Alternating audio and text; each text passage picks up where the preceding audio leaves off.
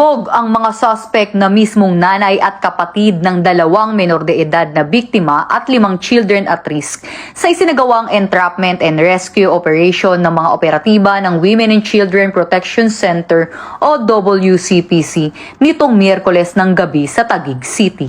Sa patnubay ni Police Brigadier General Maria Sheila T. Portento, tumatayong hepe ng WCPC, kasama ang mga tauhan ng Anti-Trafficking in Persons Division nito sa pangunguna ni Police Colonel Lucrecio L. Rodrigueza Jr.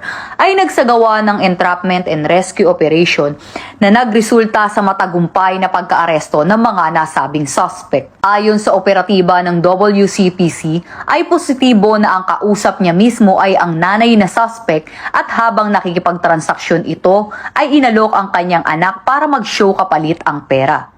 Agad na sinugod ng mga operatiba ng WCPC kasama ang mga tauhan ng Taguig City Police Station at social workers ng Taguig ang mismong bahay kung saan nagaganap ang pagsushow ng bata at naaktuhan mismo dito ang mga naturang suspect ng mga nasabing biktima.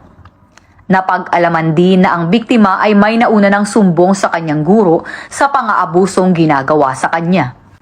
Nahaharap ngayon sa patong-patong na kaso ng online sexual abuse and exploitation of children, anti-trafficking in persons at child abuse ang mga naturang suspect, habang ang mga biktima naman ay nasa pangangalaga na ng CSWDO ng Taguig. Huwag mag-atubiling magsumbong sa tanggapan ng WCPC kaugnay ng ganitong aktibidad gaya ng online sexual abuse and exploitation of children na may kaparusahang habang buhay na pagkakakulong at multa na maaaring umabot ng hanggang 5 milyong piso. At kung may nais kayong isumbong kay Aling Pulis, maaari kayong tumawag o mag-chat sa aming WCPC 24/7 helpline.